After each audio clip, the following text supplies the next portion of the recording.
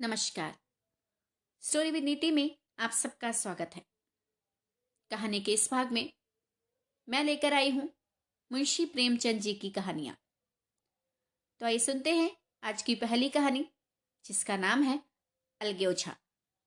मेरे साथ यानी आपकी अपनी नीति के साथ।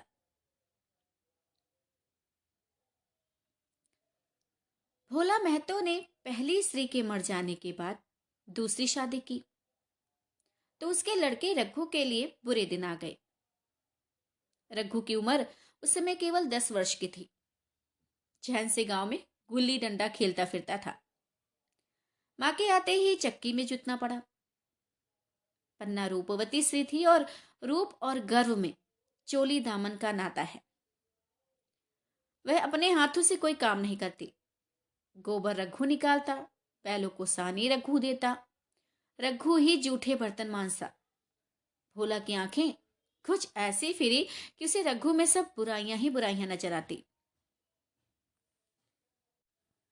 पन्ना की बातों को वह प्राचीन मर्यादा अनुसार आंखें बंद करके मान लेता था। रघु की शिकायतों की जरा परवाह नहीं करता और इसका नतीजा यह हुआ कि रघु ने शिकायत करना ही छोड़ दिया। किसके सामने रोए? बाप ही नहीं रहा। सारा गांव उसका दुश्मन हो गया। सब कहते थे, अरे बड़ा जिद्दी लड़का है। अरे पन्ना को तो खुद कुछ समझता ही नहीं। अरे बेचारी उसका दुलार करती है, खिलाती है, पिलाती है। अब यही उसी का फल है। अरे दूसरी औरत होती तो निभा ना होता। वह तो कहो पन्ना इतनी सीधी सादी है कि निभा होता जाता है। सबल की शिकायतें सब सुनते हैं, निर्बल की फरियाद कोई नहीं सुनता। इस तरह रघु का हृदय मां की ओर से दिन दिन फटता जाता था। यहां तक कि 8 साल गुजर गए और एक दिन भोला के नाम भी मृत्यु का संदेश आ पहुंचा। पन्ना के 4 बच्चे थे, 3 बेटे और 1 बेटी। इतना बड़ा खर्च और कमाने वाला कोई नहीं। रघु अब क्यों बात पूछने लगा? अब ये मानी हुई बात थी कि अपनी स्त्री लाएगा और अलग रहेगा। स्त्री आकर और भी आग लगाएगी। अब पन्ना को चारों ओर अंधेरा ही दिखाई देता था। पर कुछ भी हो, वह रघु की आश्रित बनकर तो घर में नहीं रहेगी। भाई जिस घर में उसने राज किया उसमें अब लौंडी नहीं बनेगी। जिस लौंडे को अपना गुलाम समझा उसका मुंह नहीं ताकेगी। और कमी क्या थी उसमें? सुंदर थी, अवस्था अभी कुछ हंसी ज्यादा नहीं थी। भाई जवानी अपनी पूरी बहार पर थी। क्या वह कोई दूसरा घर नहीं कर सकती थी? यही ना कि लोग हंसेंगे भला से। उसकी बिरादरी में क्या ऐसा होता नहीं? ब्राह्मण ठाकुर थोड़ी ही हैं कि नाक कट जाएगी। अब ये तो उन्हीं ऊंची जातों में होता है कि घर में चाहे जो कुछ करो, बाहर पर्दा ढका रहे। अब वह तो संसार को दिखाकर दूसरा घर कर सकती है ना। फिर ये रघु की दबेल बनकर क्यों रहे? भोला को मरे 1 महीना गुजर चुका था। संध्या हो गई थी। पन्ना इसी चिंता में पड़ी हुई थी कि सहसा उसे ख्याल आया, लड़के घर में नहीं है। यह बैलों के लौटने की बेला है, कहीं कोई लड़का उनके नीचे ना आ जाए। अब द्वार पर कौन है जो उनकी देखभाल करेगा? रघु को मेरे लड़के फूटी आंखों नहीं भाते। कभी हंसकर नहीं बोलता। घर से बाहर निकली तो देखा रघु सामने झोपड़े में बैठा ऊख की गंडेरिया बना रहा है। लड़के उसे घेरे खड़े हैं और छोटी लड़की उसकी गर्दन में हाथ डाले उसकी पीठ पर सवार होने की चेष्टा कर रही है। पन्ना को अपनी आंखों पर विश्वास नहीं आया। आज तो ये नई बात है। हाँ, शायद दुनिया को दिखाता है कि मैं अपने भाइयों को कितना चाहता हूं। और मन में छुरी रखी हुई है। घात मिले तो जान ही ले ले। काला सांप है, काला सांप। पन्ना कठोर स्वर में बोली, तुम सबके सब वहां क्या करते हो? घर में आओ, सांझ की बेला है, गुरु आते होंगे। रघु ने विनीत नेत्रों से देखकर कहा, अम्मा मैं तो हूं, डर किस बात का है? बड़ा लड़का केदार बोला, काकी रघु दादा ने हमारे लिए 2 गाड़ियां बना दी हैं, ये देख, एक पर हम और खुन्नू बैठेंगे, दूसरी पर लक्ष्मण और झुनिया। दादा दोनों गाड़ियां खींचेंगे। ये कहकर वह कोने से तो छोटी छोटी गाड़ियां निकाल लाया। चार चार पहिए लगे थे। बैठने के लिए तख्ते और रोक के लिए दोनों तरफ बाजू थे। पन्ना ने आश्चर्य से पूछा, ये गाड़ियां किसने बनाई? केदार ने चिढ़कर कहा, रघु दादा ने बनाई हैं। और किसने? भगत के घर से बसला और रुखानी मांग लाए और चटपट बना दी। खूब दौड़ती है काकी, पैद खुन्नू में खींचूं। खुन्नू गाड़ी में बैठ गया। केदार खींचने लगा। चर चर शोर हुआ, मानो गाड़ी भी इस खेल में लड़कों के साथ शरीक है। लक्ष्मण ने दूसरी गाड़ी में बैठकर कहा, दादा खींचो। रघु ने झुनिया को भी गाड़ी में बिठा दिया और गाड़ी खींचता हुआ दौड़ा। तीनों लड़के तालियां बजाने लगे। पन्ना चकित नेत्रों से ये दृश्य देख रही थी और सोच रही थी कि ये वही रघु है या कोई और। थोड़ी देर के बाद दोनों गाड़ियां लौटी। लड़के घर में जाकर इस यान यात्रा के अनुभव बयान करने लगे। कितने खुश थे सब, मानो हवाई जहाज पर बैठ आए हों। खुन्नू ने कहा, काकी सब पेल दौड़ रहे थे। लक्ष्मण और बछिया कैसे भागी, सबकी सब दौली है काकी। केदार, काकी रघु दादा दोनों गाड़ियां एक साथ खींच ले जाते हैं। भाई झुनिया सबसे छोटी थी। उसकी व्यंजना शक्ति उछल कूद और नेत्रों तक परिमित थी। तालियां बजा बजाकर नाच रही थी। खुन्नू, अब हमारे घर गाय भी आ जाएगी काकी। लग्गू दादा ने गिरधारी से कहा है कि हमें एक गाय ला दो। गिरधारी बोला कल लाऊंगा। केदार, 3 सेर दूध देती है काकी, खूब दूध पिएंगे। इतने में रघु भी अंदर आ गया। पन्ना ने अवहेलना की दृष्टि से देखकर पूछा, क्यों रघु, तुमने गिरधारी से कोई गाय मांगी है?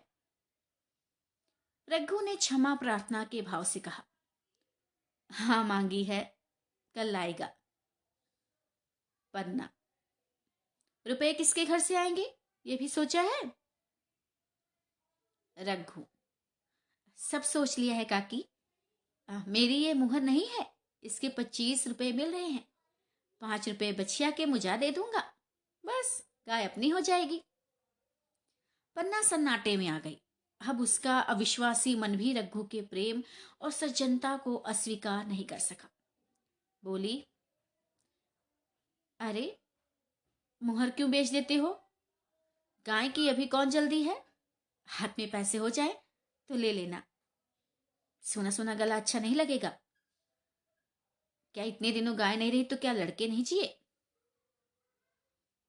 रघु दार्शनिक भाव से बोला, अम्मा बच्चों के खाने पीने के यही दिन है का, इस उम्र में नहीं खाया तो फिर क्या खाएंगे? मोहर पहनना मुझे अच्छा भी नहीं मालूम होता। लोग समझते होंगे कि बाप तो गया, इससे मोहर पहनने की सूझी है। भोला मैं तो गाय की चिंता ही में चल बसे, ना रुपए आए और ना गाय मिली, मजबूर थे। रघु ने यह समस्या कितनी सुगमता से हल कर दी। आज जीवन में पहली बार पन्ना को रघु पर विश्वास आया। बोली, जब गहना ही बेचना है बेटा तो अपनी मुहर क्यों बेचोगे, मेरी हंसुली ले लेना। रघु, नहीं काकी, वह तुम्हारे गले में बहुत अच्छी लगती है। मर्दों को क्या, मुहर पहने या ना पहने। पन्ना, चल मैं बूढ़ी हुई, अब हंसुली पहनकर क्या करना है? तू अभी लड़का है, तेरा गला अच्छा नहीं लगेगा। रघु मुस्कुराकर बोला, क्या अम्मा, तुम अभी से कैसे बूढ़ी हो गई? अरे गांव में है कौन तुम्हारे बराबर? रघु की सरल आलोचना ने पन्ना को लज्जित कर दिया। उसके रूखे मुरझाए मुख पर प्रसन्नता की लाली दौड़ गई। इस तरह 5 साल गुजर गए। रघु का सा मेहनती, ईमानदार, बात का धनी दूसरा किसान गांव में नहीं था। पन्ना की इच्छा के बिना कोई काम नहीं करता। उसकी उम्र अब 23 साल की हो गई। पन्ना बार बार कहती, भैया बहू को विदा करा लाओ, कब तक नैयर में पड़ी रहेगी। अब सब लोग मुझी को बदनाम करते हैं कि यही बहू को नहीं आने देती। मगर रघु टाल देता था, कहता, अम्मा अभी जल्दी क्या है। उससे अपनी स्त्री के रंग ढंग का कुछ परिचय दूसरों से मिल चुका था। ऐसी औरत को घर में लाकर वह अपनी शांति में बाधा नहीं डालना चाहता था। आखिर एक दिन पन्ना ने जिद करके कहा, तो तुम नहीं लाओगे। अम्मा कह दिया कि अभी कोई जल्दी नहीं। अरे तुम्हारे लिए जल्दी नहीं होगी, मेरे लिए तो जल्दी है। मैं आज आदमी भेजी हूं। अम्मा पछताओगी, उसका मिजाज अच्छा नहीं है।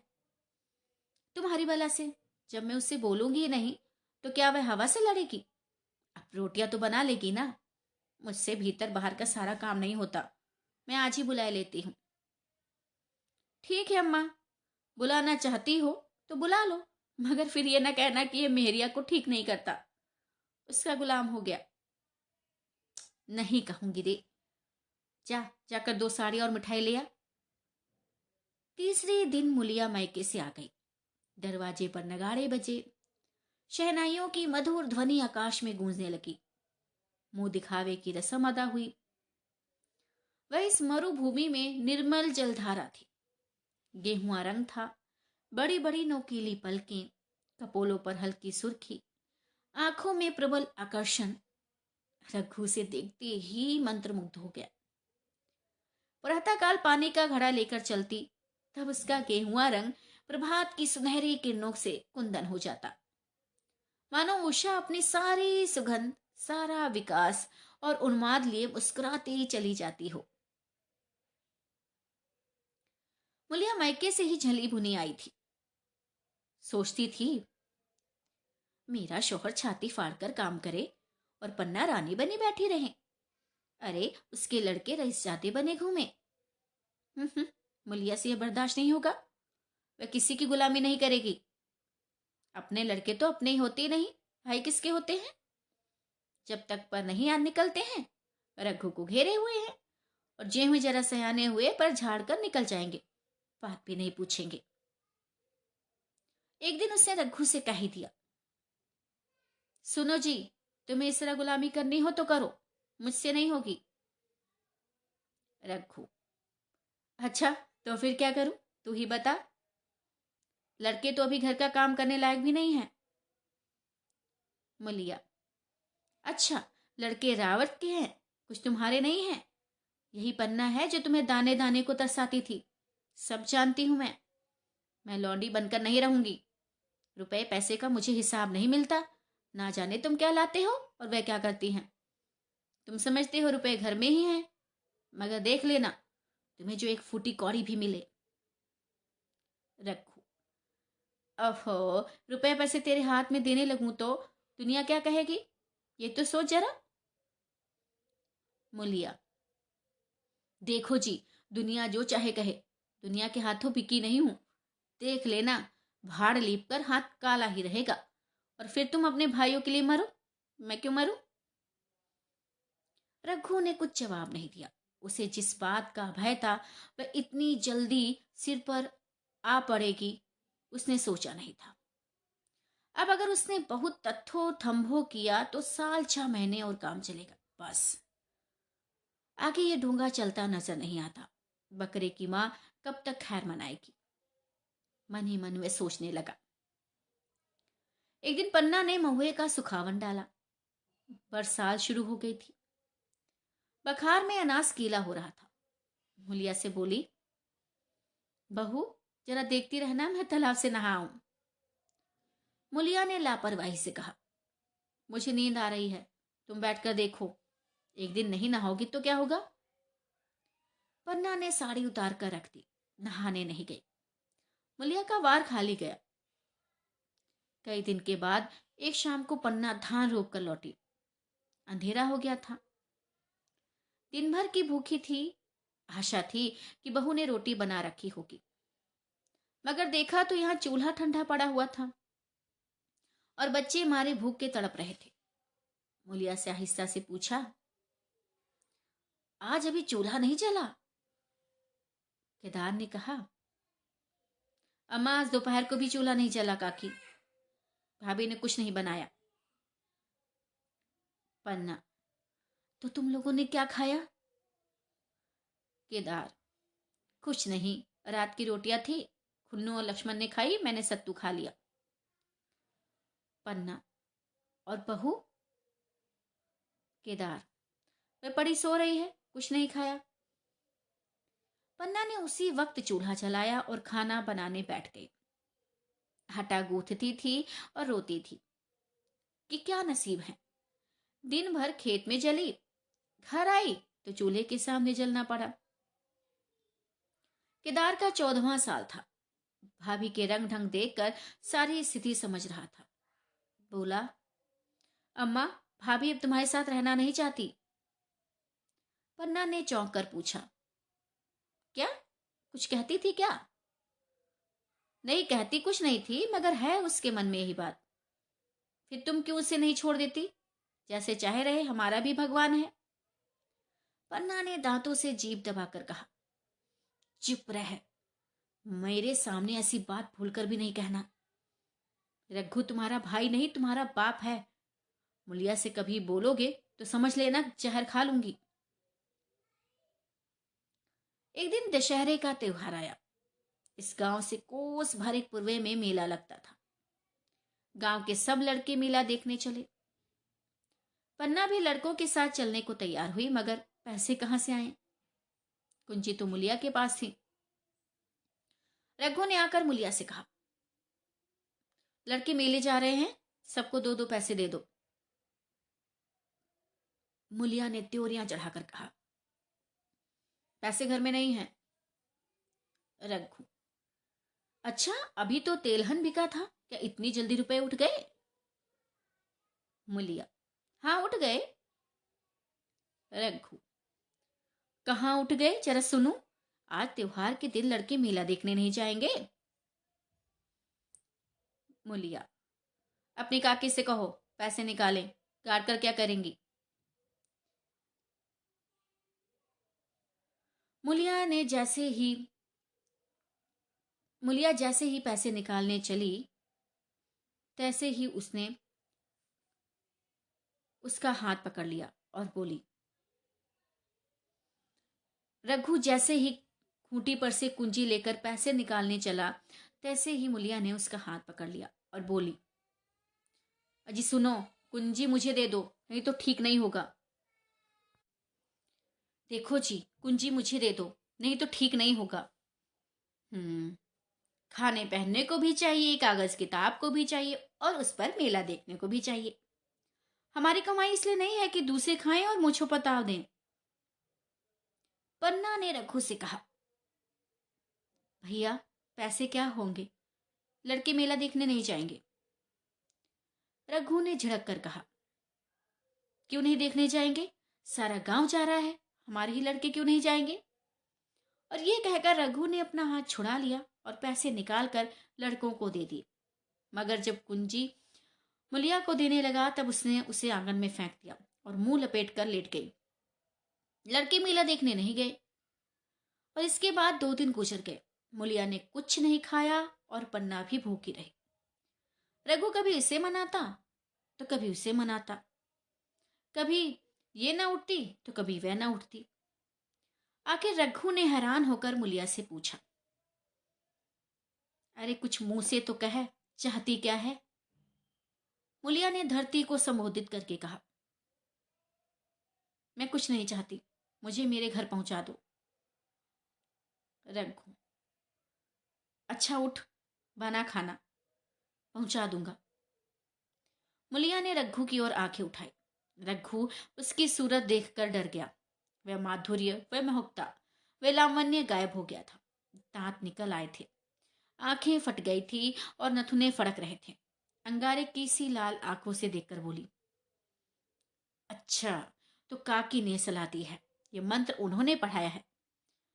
तो यहां ऐसे कच्चे नहीं हूं, तुम दोनों की छाती पर मूंग दलूंगी। हो किस फेर में? रघु, अच्छा, तो मूंग ही दल लेना। कुछ खा पी लेगी तभी तो मूंग दल सकेगी। बुलिया, अब तो तभी मुंह में पानी डालूंगी जब घर अलग हो जाएगा। बहुत झेल चुकी, अब नहीं झेला जाता। रघु सन्नाटे में आ गया।